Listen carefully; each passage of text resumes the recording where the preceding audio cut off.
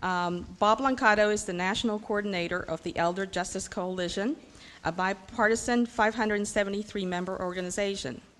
From 2000 through 2006, Bob served as president of the National Committee for the Prevention of Elder Abuse. He currently serves as the executive director of NANASP, which is the National Association of Nutrition and Aging Services Programs. Bob is a former House staff member and spent 17 years on the House Select Committee on Aging. He also served as executive director of the 1995 White House Conference on Aging. As of this month, Bob begins his position as chairman of the Commonwealth Council on Aging in Virginia. So, big hand to Bob Blancato here. So.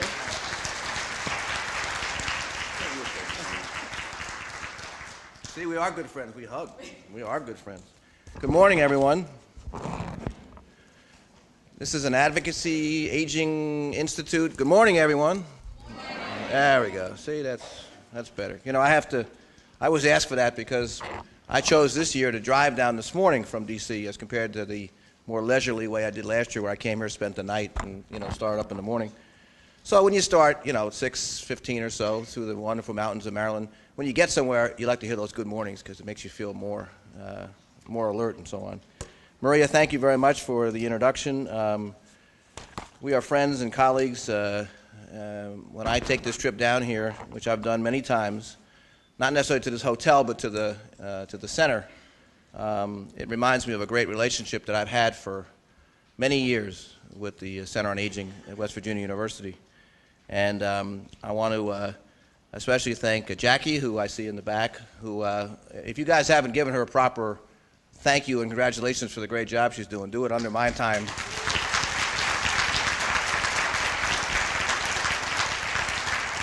As well as Sherry right here. Sherry, please. Same thing. And Maria Durbin, who's always got her hands in something. That's going to be the nature of her work. Maria. And even though he's not here, I will take a minute and ask you to wish a great man and a mentor of mine for many years, Dr. David Brown. I wish you would give him a round of applause as well for all his great work he's done. And I will begin, since I'm in your state, I hope you join me in offering best wishes for a speedy recovery for Senator Byrd. We hope he's out of the hospital soon and back doing the good work that he does for the state of West Virginia. I enjoy your theme, changing attitudes about aging in West Virginia. My belief is that we should do it across the country, frankly, but West Virginia is not a bad place to start. And, when one of the things about changing attitudes is that we have to change some of the stereotypes sometimes that have to do with aging in our country. And a humorous one I'll tell you that just happened recently. And I tell it only because it involves Jay Leno, who many of you know just finished his tenure with The Tonight Show. But apparently he was telling a joke one night about the retiring Supreme Court Justice David Souter. And he said, so let me see if I understand this right. Justice Souter is a senior citizen. He's leaving the Supreme Court. He's going to go back to his farm in New Hampshire, sit around in his robe all day and make judgments. So why does he just keep his regular job? See? That's the kind of stereotyping sometimes we have to think about as we change our attitudes about aging. What a difference a year makes. I was thrilled to be asked to come back this year, considering last year we were predicting, doing punditry about what might happen in the November election and what it might mean for our country and change and so on. And I remember my opening line last year had something to do with Dick Cheney going to charm school. And I realize there's been a lot of change going on, but you know what? I think that may still be relevant today. He may still be needing to go to charm school based on some of the comments that I've heard him make recently. But we are in the midst of some dramatic changes in Washington and in this country. Change was voted for, and change is now happening in Washington. Some of these changes are electoral in nature by virtue of the election, and some are economic. The change is in the air, and change is definitely on the ground. There is a new focus just in a few months of a new presidency about a changing role of government, taking greater responsibilities for the needs of people affected by the economy, and taking charge to help bring the economy back. And I think there's a renewal of purpose and a commitment to a progressive agenda that's so far emerging in this new administration. But let me ask this question. I'm looking around the room. I kind of can guess the answer, but think about how many presidencies you've lived through, okay? Those of us who are older might have 6 or 7 or 8 under our belt, and maybe a few more than that. But think of any more active administration or active presidency they can think of in their first 2 or 3 months than this one? Can you think of any more of a greater time, a difficult time to assume office than right now? As a result, you're dealing with an unprecedented period of activity and, to some degree, achievement already. Sometimes people get dizzy with all that's going on in Washington. When was the last time you heard a president criticized for doing too much? Think about that. This is what we're hearing about now. There's almost a sense that there's too much on the plate. But it's been motivated by the worst economic crisis that many of us have had in our lifetimes. And let me give you some numbers that, bear out the story. You have 11 million people in this country in the past year who have lost their entire home equity. You have lost more than $2 trillion in retirement savings. All right, let's see. How many people's 401 went to a 201k in this year? Raise your hand. Raise your hand. See? It's $2 trillion worth. And now we've seen most recently the reports that came out from the Social Security trustees about the conditions of both Social Security and Medicare. And what did they say? The proverbial dates of doom by which both Social Security and Medicare will come to a point of acute crisis were moved up by 4 years. But the more significant concern in Social Security is that the date by which, for the first time, outlays of Social Security benefits being paid to folks will equal revenue coming in has been moved up by 4 years, and that's now going to be 2015 or 2016 when that happens. And of course, Medicare is a whole other story, which we'll get to a little bit later. And I'm also going to make this point. I'm going to go through a number of topics today like I did last year, but I am going to hope for questions from you folks about topics you want to have discussed or embellished on when we get to a point a little later on. There are 5 to 6 million people who have lost their jobs in the past year. There are now 33 million people on food stamps in this country, the highest number in history. These are just some small examples of the extent to which this economic crisis is affecting people's lives. So obviously, if you were the President of the United States and you were just elected, what's your first response going to be? A bill to try and do some quick action to try to stimulate the economy and get it back on track. That became what is called H.R. 1, the American Recovery and Relief Act, or ARA as it's called. You may know it as the stimulus bill. Basically to do 3 things: to provide recovery for people most affected by this economy, to do reinvestment, renewal, activities that can stimulate the economy, and then thirdly, provide tax relief to about 95% of American families in this country. But from the perspective of aging, there were a number of very important things that were done in this stimulus bill, some of which, if you're involved in aging programs, you may already see happening. First of all, food stamp benefits were increased by 13% to coincide with the rising number of people getting on food stamp rolls. The Older Americans Act nutrition program, some of you know that program well. You know it from Meals on Wheels or Congregate Meals. They got $100 million in one-time money to address the big problem in that program: higher energy costs, higher food costs, and the loss of volunteers in those programs who could not afford to do their volunteer work anymore. $120 million was provided to the Title V Older Workers Program to allow 24,000 new low-income seniors to get part-time community service positions. And of course, you have a one-time payment of $250 that's going out right now to everybody on Social Security, SSI, veterans' pensions, and so on. And if anybody doesn't get their thing by June 4th, they're supposed to get in contact with the Social Security Administration, because everybody's check and everybody's amount of money is supposed to be in their hands by June 4th. So remember that if you know people who are eligible for this who has not received it yet. You had $87 billion put into the Medicaid program to increase the federal share of support to all states, Because if you know anything about Medicaid, and I'm sure it's the same in West Virginia, it's causing a huge drain on state budgets. And this was a $87 billion infusion of money into this program. Two other programs that are worth noting in this bill. One, $1 billion in a new fund to promote prevention and wellness going forward in our health care policies. Now, if we know anything about health care, and we're going to talk about that a little bit later, we know that's the growing trend that we must go in if we're going to achieve any degree of cost savings in our health care system. Greater attention on prevention and wellness. And there's also a $19 billion investment to improve health information technology to modernize healthcare systems, to save billions of dollars, reduce errors, and promote quality. This is all in that same bill, passed by Congress and signed by the President back in February. Following that bill, or pretty close in the same time period as that bill, were the passage of two other important bills. One was the expansion of the Children's Health Insurance Program, or SCHIP program. It extends the program for 4.5 years. It maintains coverage for 7 million current participants and extends coverage to 4.1 million uninsured children.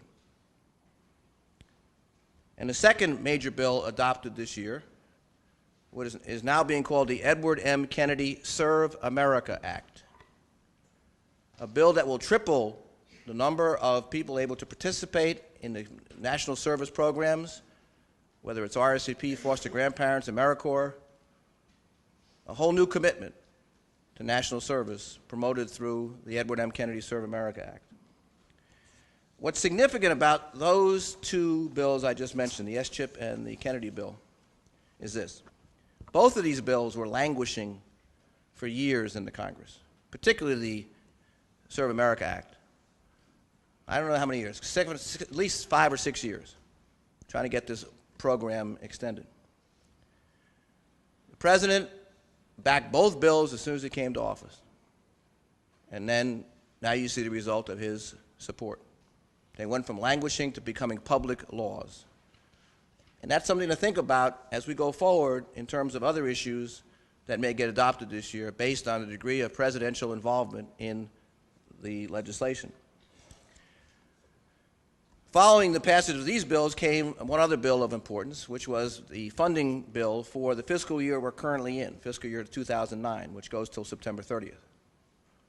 And here again, some important aging programs got increases in funding from the Community Service Block Grant Program to the Older Americans Act Nutrition Program, again got more money.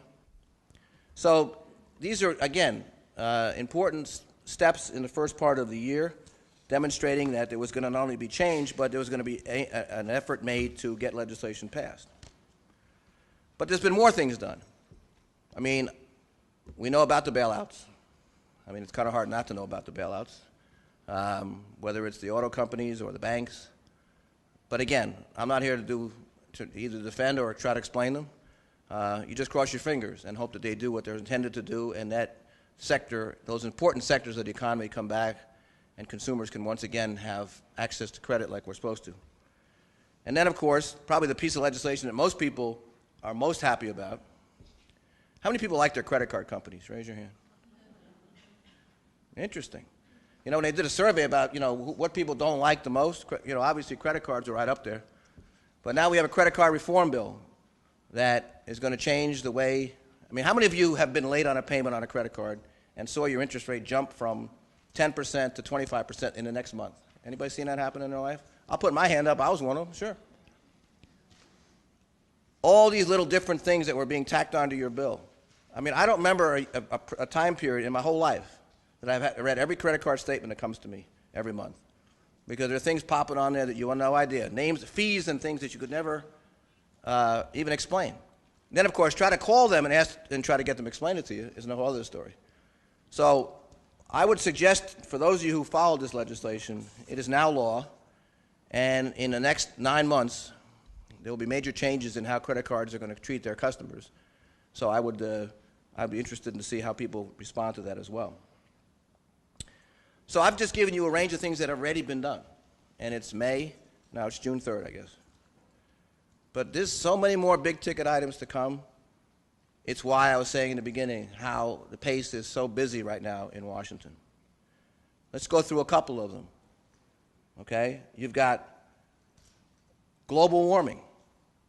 Would you call that a big issue? Certainly it's a big issue for our future and dealing with it.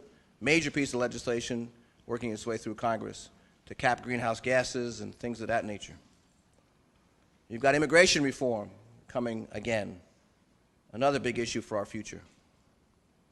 All those tax cuts that were passed in the beginning of the Bush administration will expire by 2010. And some decision has to be made about what we're going to do about those tax cuts, whether they're going to be extended, repealed, modified. You've got a Supreme Court nominee coming forward. The President wants to see confirmed by the time they go for the August recess. And make no mistake about it, you'll have more than one Supreme Court nominee situation over the next year, because there are about 2 or 3 others who may be ready to either step down or whatever the alternatives there are. Then, of course, you have the President's own budget, where he's proposing a number of major changes. And then, of course, the big-ticket item is health care reform. Front and center right now. You're watching it, you're following it, you should be following it. I mean, if you think credit cards are a consumer issue, what about health care reform?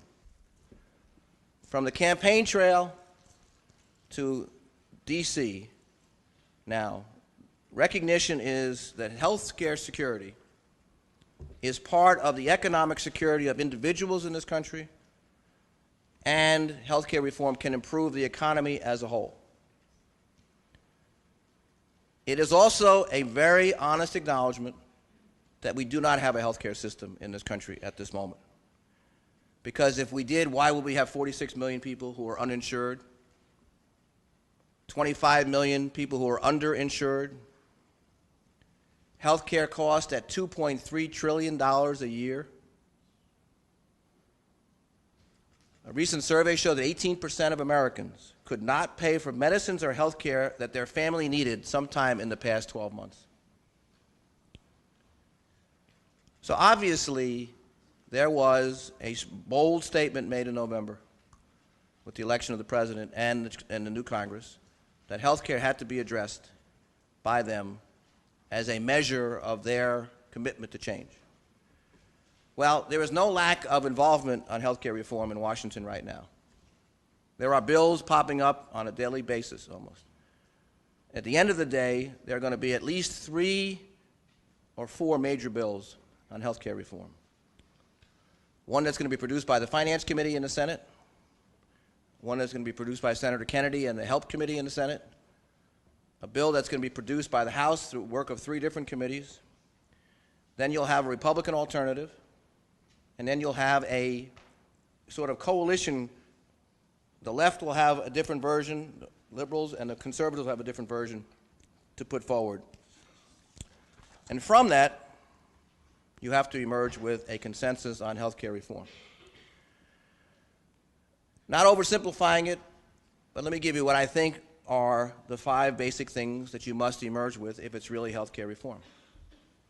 It must address cost, access, choice, quality, and the workforce. With cost, you know, the government pays, if you look at the cost of health care in this country, the government pays 46%, private insurance pays 35%. Think about that in the context of the public-private plan discussion that you hear about. And the highest cost in health care is hospital care in this country. And there are many proposals out there, but the measure of whether or not something goes forward as a new idea in health care reform is, how does it measure up on the cost side? Does it achieve cost savings? Number one. Number two, how long does it take to achieve those cost savings? Can you see it in 5 years or 10 years? Hospital admissions and readmissions is a perfect example. You're going to hear the conversation like you've never heard before about a term that maybe some of you are familiar with called care coordination, where you've got a team of people providing care to someone, particularly after they go into a hospital and get discharged, to avoid them from being readmitted to the hospital. Care coordination is going to be measured from the context of can it save money and can it accomplish that goal of lowering the cost of readmissions. On access, again, 46 million people without insurance. You've got to address the question of access. But think about the 6 million people just last year who lost their health care insurance that was provided to them by their employers. Just last year, 6 million people lost that level of insurance. Choice.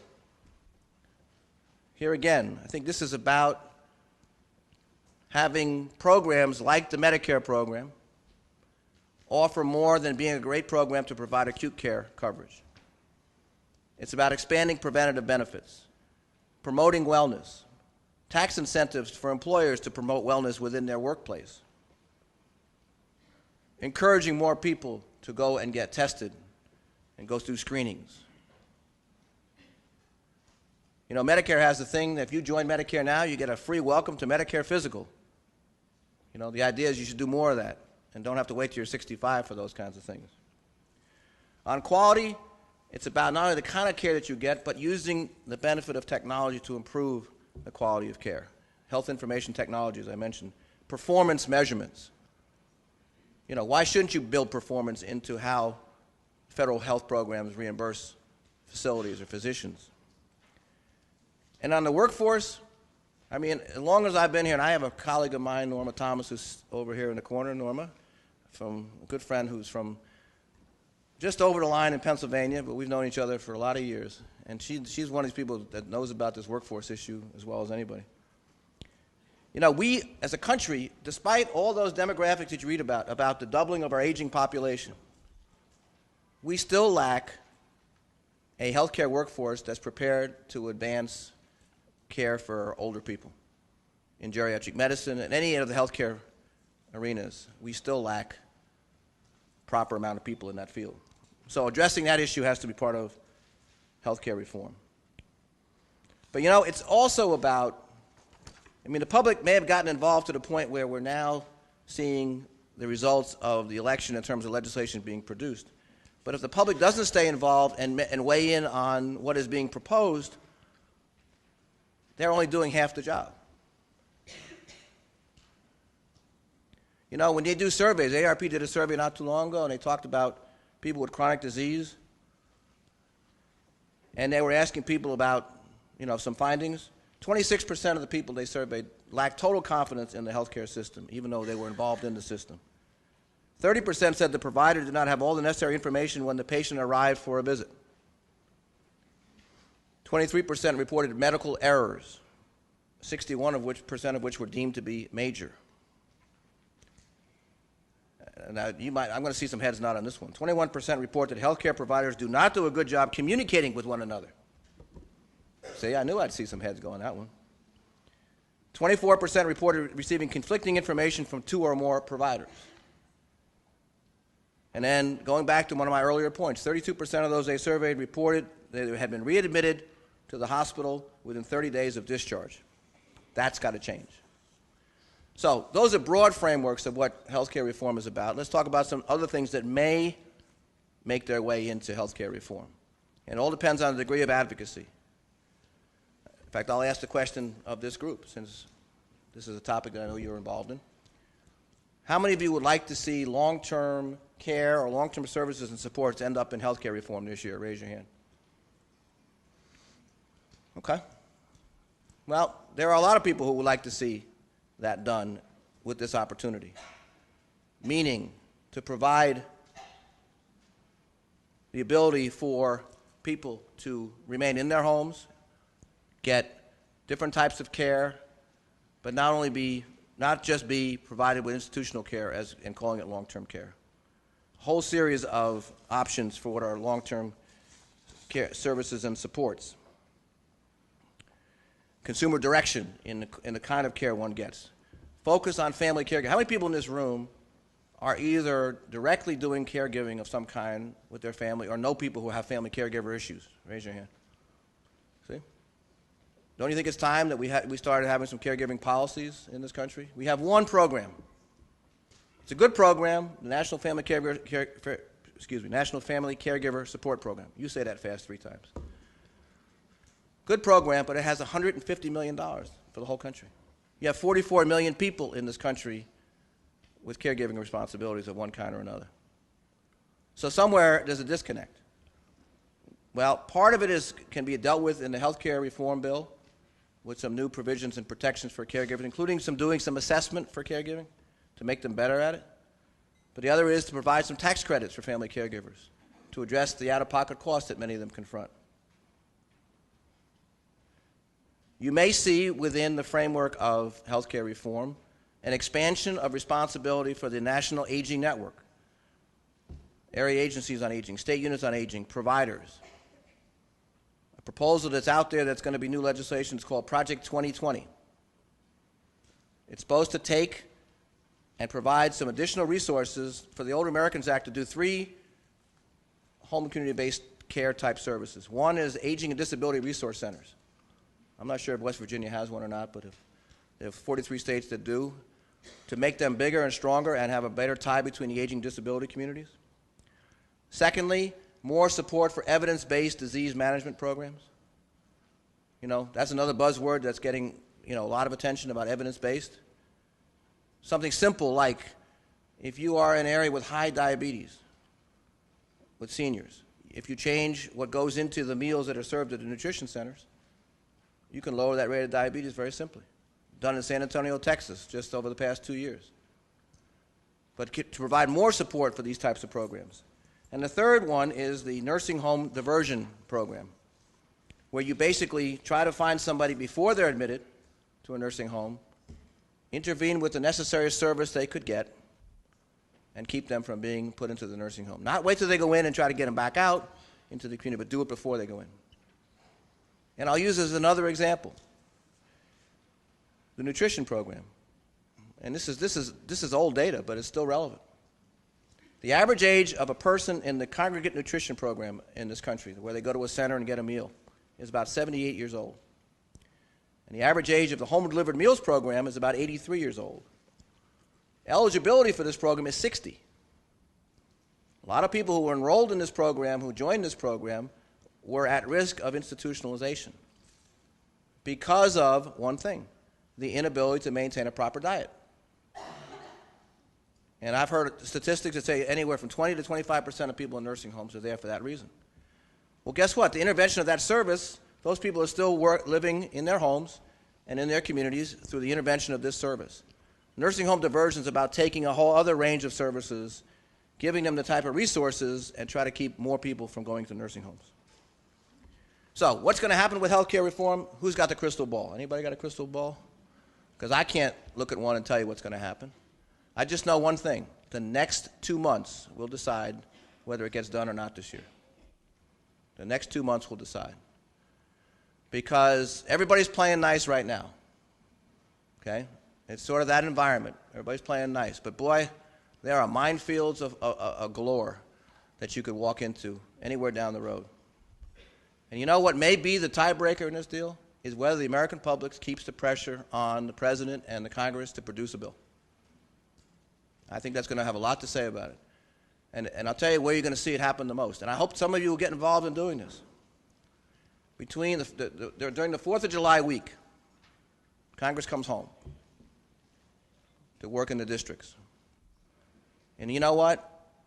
Everybody who has the opportunity should take that opportunity and communicate with their senator or member of Congress about where they think health care is at that point.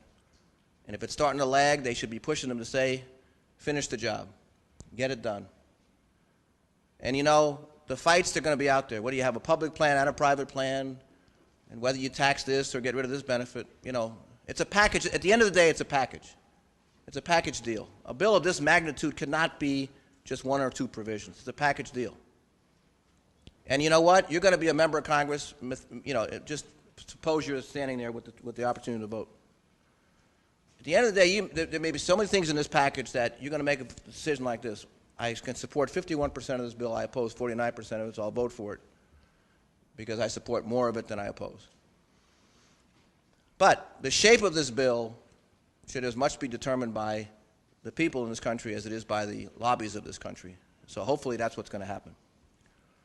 Now, right behind that discussion, if the president has his way, we're going to be discussing entitlement reform, meaning Social Security, Medicaid, and possibly Medicare. But before we go to that, let me back up one other second on health care reform. It is an opportunity in health care reform to also reform Medicare. The concern a lot of people have is that Medicare will be used in health care reform to pay for health care reform and not take advantage of the opportunity to reform it. For those of you who are concerned about the future direction of Medicare, you should be very engaged in this health care debate to make sure that out of this comes a better Medicare program that is more cost-effective, cost-efficient, and responsive to people's needs. But if you go to entitlement reform and you haven't addressed Medicare there, you'll address it in entitlement reform. That is more of a long shot, frankly. To take Social Security on right now is a long shot. The president wants to do it because he saw those trustees report. He doesn't think that we should wait until the crisis is on the doorstep to act. Unfortunately, the president is new in his job. There are people in Congress who have been there a long time. And because of that, I always say, if you did a word association game, and I said to you, Congress, I guess the next word out of your mouth wouldn't be foresight. Think about that institution. Don't they usually wait till the thing is on the doorstep, and then all of a sudden, miraculously, they come up with a solution? Remember we used to have Y2K back in the beginning of this decade? And there was liability issues all involved. You know when Congress passed Y2K liability legislation? October of 1999. So if they tell people in Congress, well, in 2016, revenues and outlays are going to match up. In 2037, if you did nothing, Social Security benefits will be cut by 25% for that wave of beneficiaries. Might scare you, but you're not up for election every 2 years or every 6 years now, are you? The president is saying, let's get to it now. And his rationale is good for this reason. Because the crisis is not on the doorstep, you can have a more logical conversation about options. But there's two things I can tell you with certainty. And some of you have heard these topics before. Two things with certainty that are not going to appear, one in health care reform and the other in Social Security, okay? In health care reform, there is no single-payer plan going to be adopted, okay? And I know in every audience I go to, there are single-payer proponents out there carrying that torch, hoping that we'll have a single-payer system like they have in, I guess it's Canada or some other place. That's not going to happen. The other thing that's not going to happen, no privatization of Social Security. Can you imagine, had that plan to privatize some aspect of Social Security, whether it was individuals converting part of their tax dollars into private accounts or taking the trust funds and putting into private accounts. Can you imagine what kind of shape we'd be in now? Can you imagine if you decided to invest Social Security trust funds in General Motors? What kind of shape we'd be in now? So that's not an option anymore. But the president wants to see Social Security discussed in entitlement reform context, and he wants to see Medicaid done the same way. So let's see. I don't have an answer on that either, but I know it's going to be on the table. I'll run through a couple other things, and then let's go to questions, because I hope you have some. We're going to make a major action in Washington this year to reauthorize all the transportation programs in this country, whether it's highways and bridges or vans or vehicles or hopefully coordinated transportation services for older people, so that we can finally reach a point where we can take that first step toward making our communities aging ready. If you see a community stepping forward and developing new transportation programs and systems that are intended to be responsive to the needs of older people, that's a good sign that they're getting ready for aging readiness in their community. We have a Workforce Investment Act to pass this year. And one of the problems with that act has been it has not been as responsive to the needs of older workers as some of the people in this country would like to see it happen. And older workers are very important going forward for any number of reasons, not the least of which is that there are fewer younger people coming into the workforce at a time when we will still need workers to be productive. Yet we have training and retraining problems all over the place relative to older workers that have to be remedied. The Workforce Investment Act may be one of those vehicles. We have a census coming up in 2010. You know what censuses are important about? That determines under formulas how much federal money comes into a place. And this census is going to be very important because we're going to learn a lot of things about this country in the next census, about the changing face of our country and the nature of our country and some of the other demographics. But people have to be participating and doing a good job at it. That's going to be dealt with this year. Another issue that I think is very interesting in going forward, especially in the rural areas, is broadband, national broadband service with particular attention to rural America, because it's about economic growth in rural America, having a proper and comprehensive broadband system that goes to the entire nation. The digital divide in this country continues to be severe, and it continues to affect rural America more than other parts of the country. Another piece of legislation that I hope gets passed this year, and I hope you'll join me in being advocates for it, as was mentioned by Maria when it was introduced, one of my functions in my working world is to be the national coordinator of the Elder Justice Coalition. The issue of elder abuse, neglect, and exploitation is a real deal in this country. It grows by the day. Studies come out, reports come out.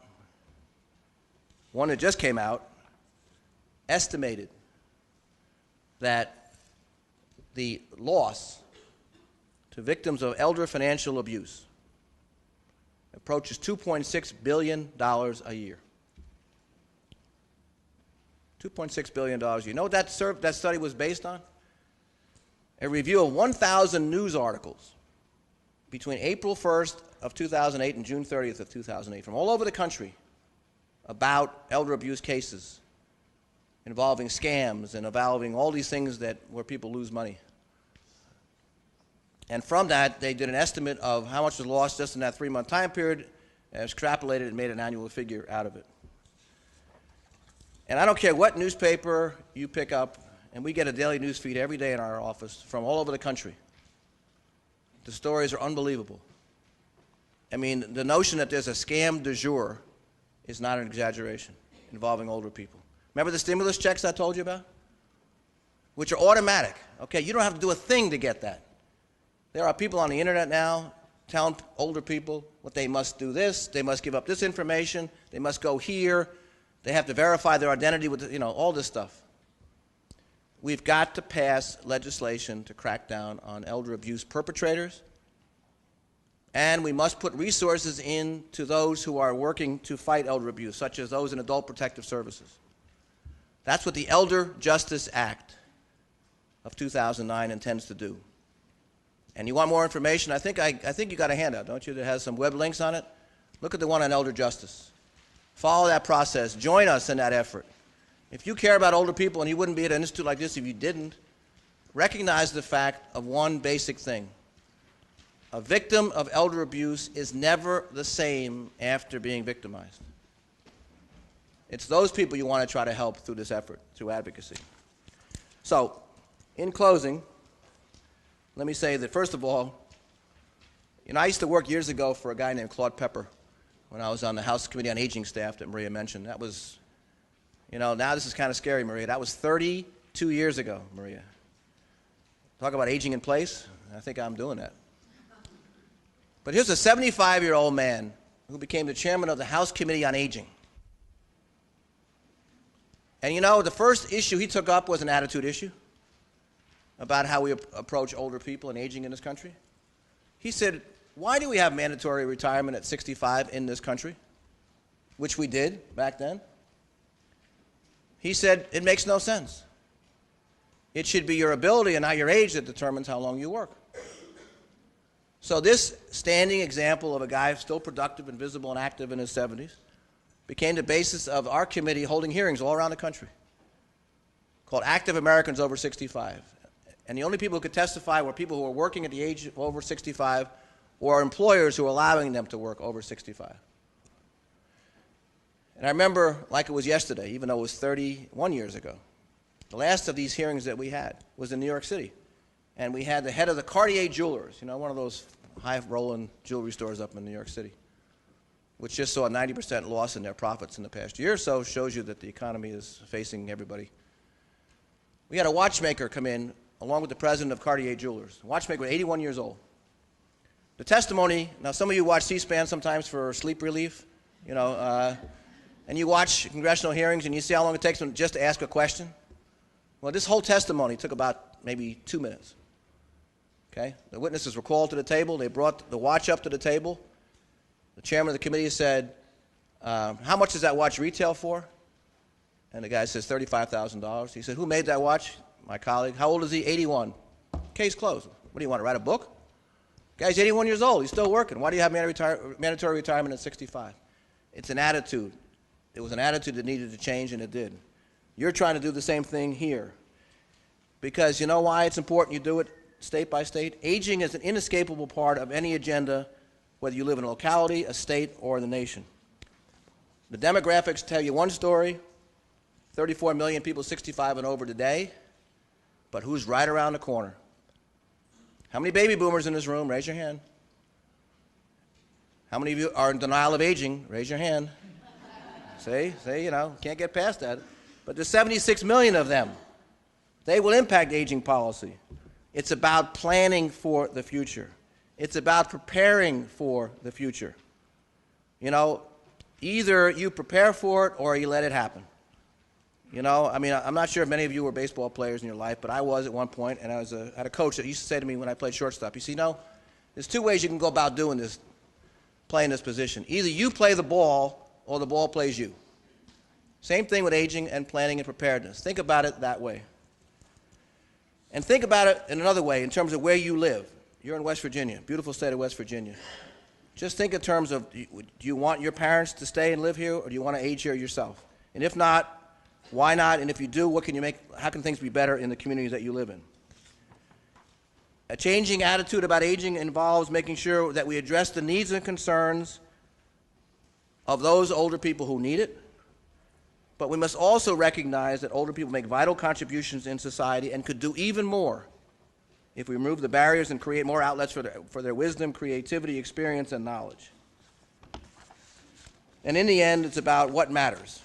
And if it's about advocacy and it's about growing old successfully and working on behalf of older people, those are all admirable things. So I'm going to leave you with two last thoughts, one on advocacy and one on, I'm not sure what I'd call the other one. On the advocacy, and you're advocates, whether you want to call yourself one or you just do it quietly, just remember one thing. You may think you're on the right track, but if you just sit there and do nothing, you're going to get run over. So that's number one. And number two, the more general piece of wisdom for the day is don't sweat the petty things and don't pet the sweaty things. Thank you very much.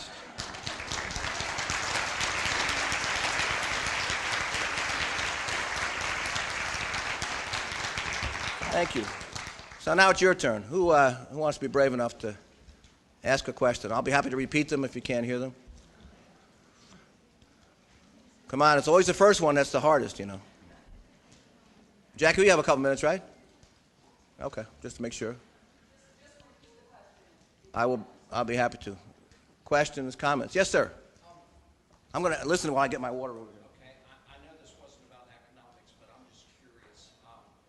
When we talk about all these billions and trillions that were lost, where did the money go? The billions and trillions lost in terms of, like, Bernie Madoff or what? Yes, and GM going under,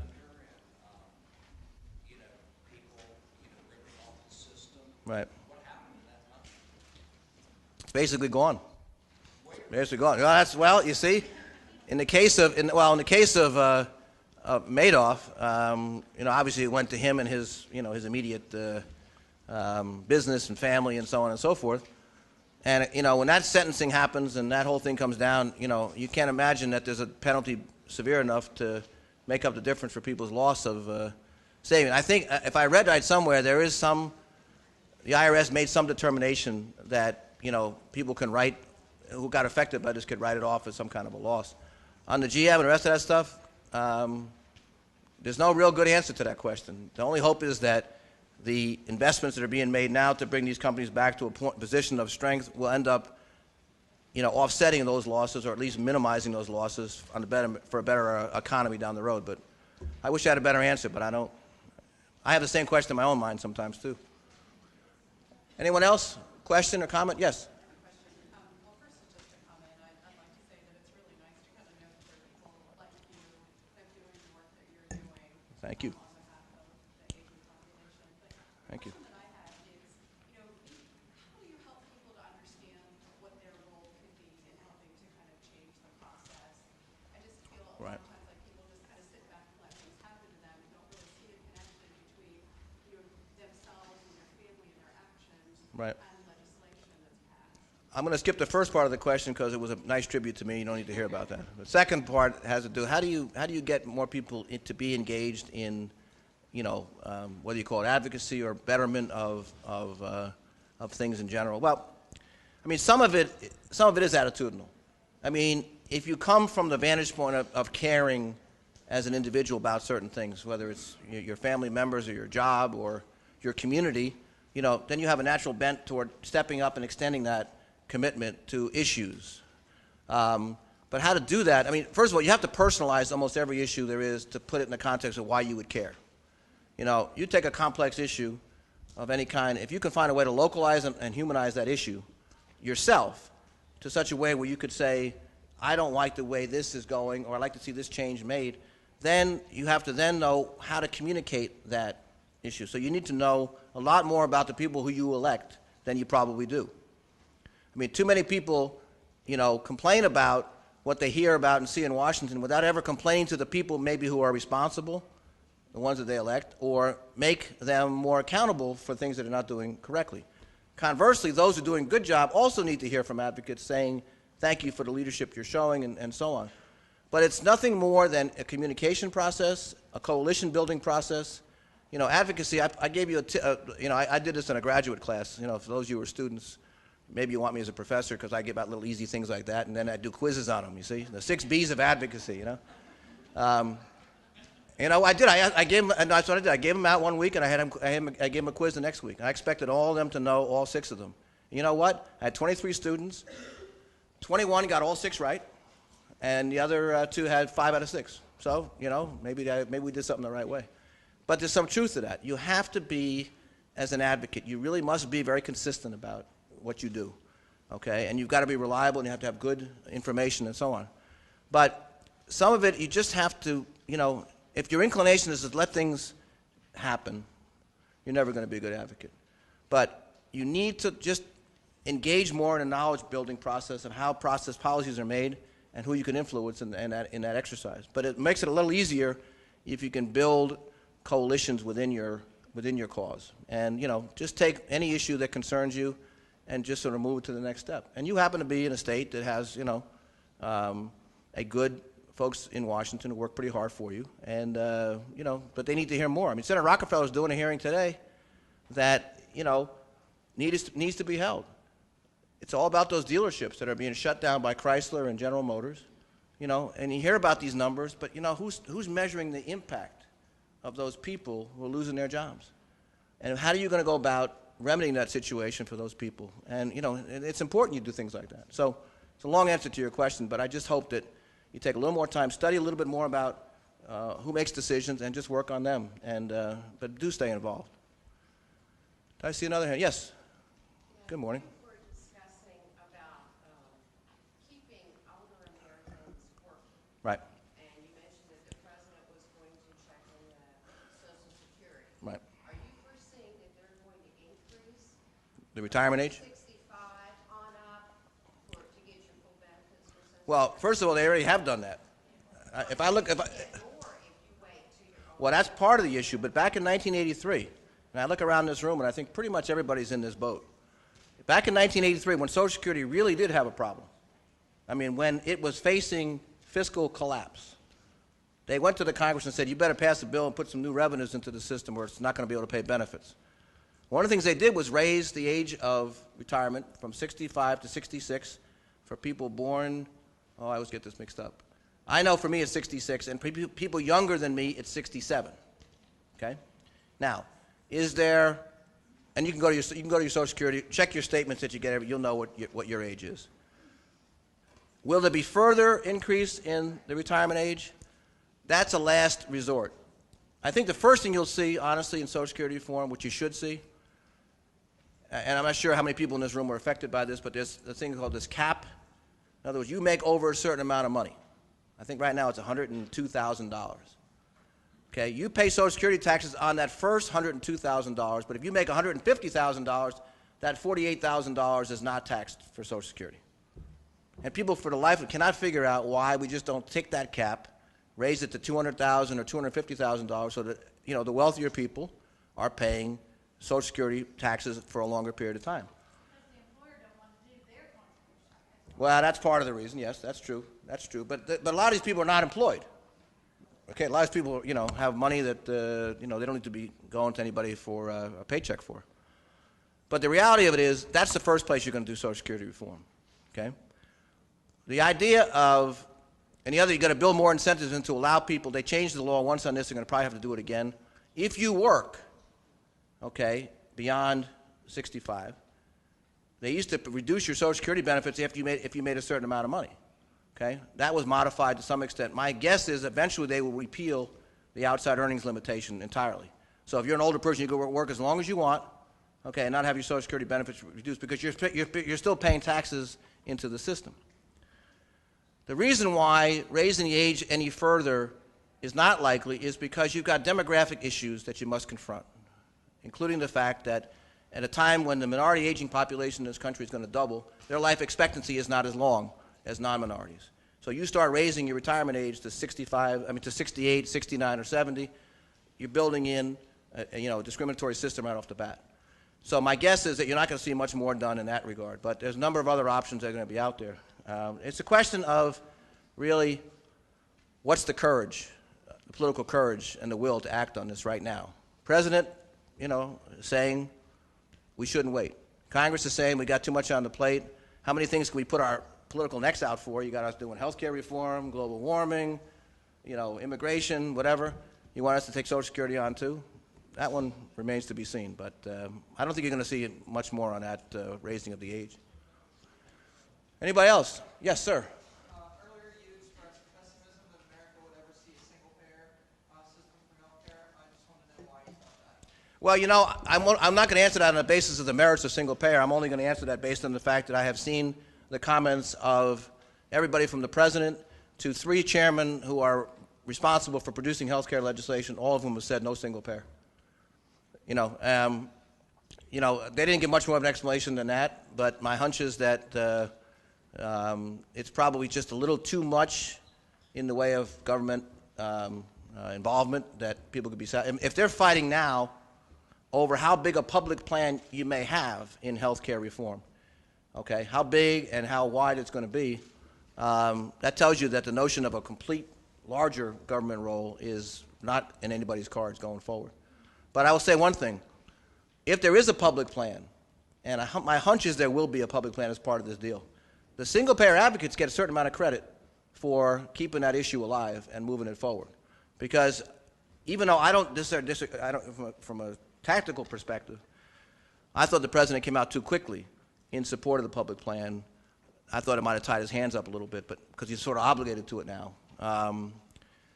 But at the same time, he was out in the campaign trail. I wasn't. He heard from people. And the people that would show up at rallies all across the country in healthcare were the single-payer advocates. They were all over the country.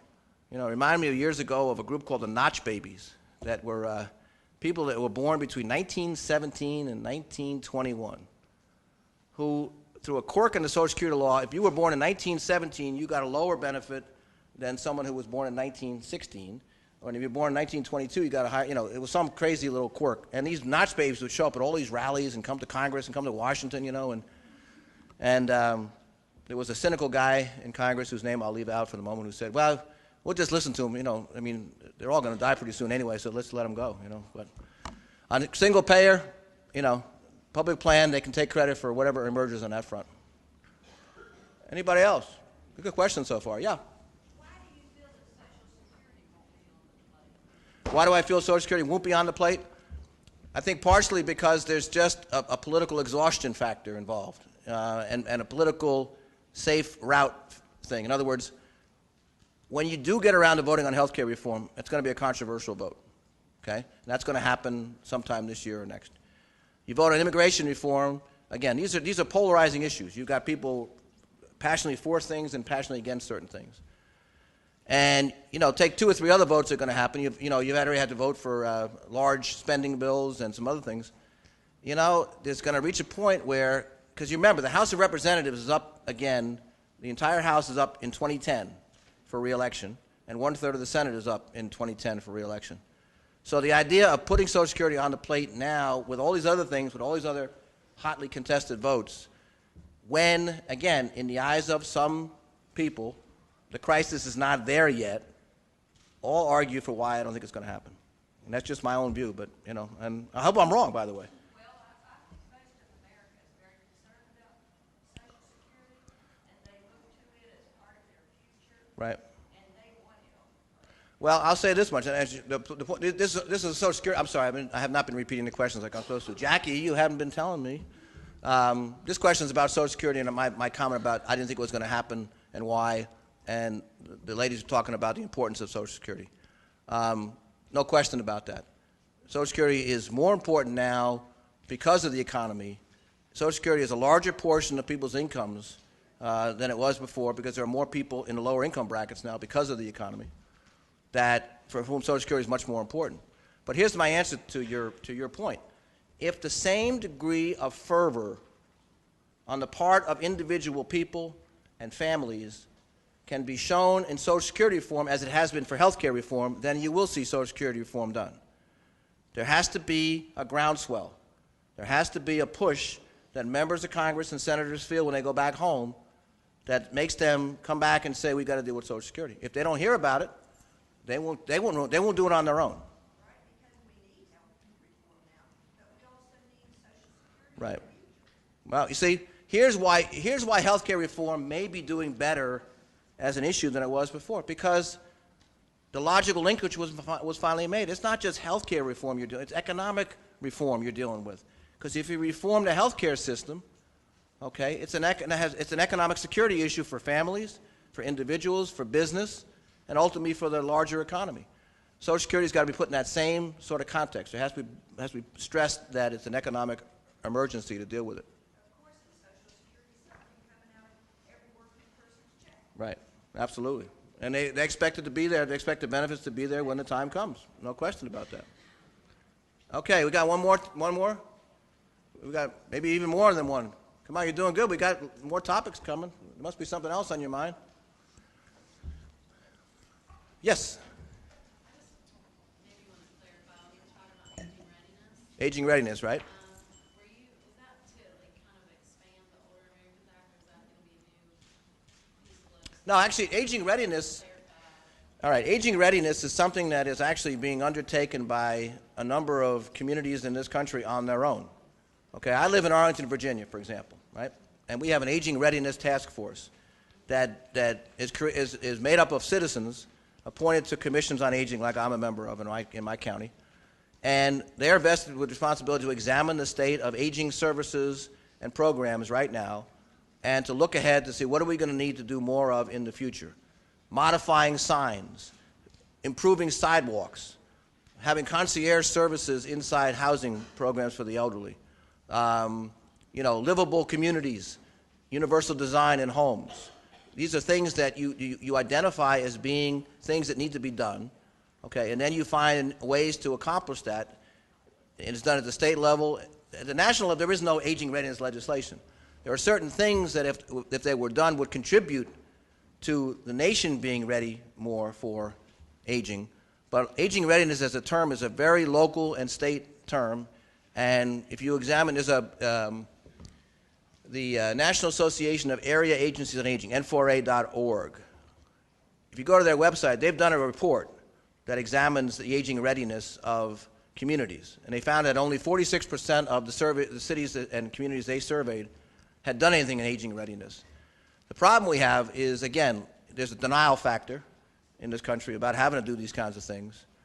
But your point about the Older Americans Act, certainly if you did to the Older Americans Act through its next reauthorization, and you expanded its network of home and community-based services, you would be doing a great step forward on aging readiness. Because, you survey people more and more, and, their preference is to be at home or be in their community if they need services, okay? Nursing home care is not, it's the option that people prefer the least. But because there are absences of adequate services in the communities, that's why some people end up in nursing homes. But if you expand and build up your social and community services at the local level, you might avert more people going into nursing homes, which would be a good step in aging readiness. Does that answer your question, sort of? Okay, good. Anyone else? Did somebody else over this table had their hand up? I thought. Yes? You perceive the government, I just feel like the GM bailout is just the beginning of many, many, many bailouts. Right. Do you perceive that? The question was, the observation was the GM bailout is maybe the beginning of many, many other bailouts, and the answer, I think you're right. I think you're right, unless the activities taken to date to reverse and stabilize the economy start to show results, and you can bring back jobs, bring back consumer confidence, bring back the ability to borrow, bring back innovation, bring back all the things that make our economy strong. Unless that starts to happen in the next 3 to 6 months, then more other industries are going to probably start be looking for help as well. But I think it's going to get harder for industries to make the kind of case that, because let's remember one thing. I don't know. I don't have deep knowledge about the GM situation, other than the fact that they've had to make some amazing amount of concessions as a company to qualify for this money. They have to restructure their entire method of operations, which some people say they should have done a while ago, and that may be true. So these things don't come without some degree of trade-off. The question becomes one of, will this medicine, provide the prescription to fix the economy to prevent other people from having to be bailed out? And the answer is the jury's still out on that right now. But hopefully all these activities will do that. Okay. There's an old saying that you never want to be the last person speaking before lunch and holding up lunch. And I could be in that situation, but I want to thank you all for a chance to be back again, and have a good day.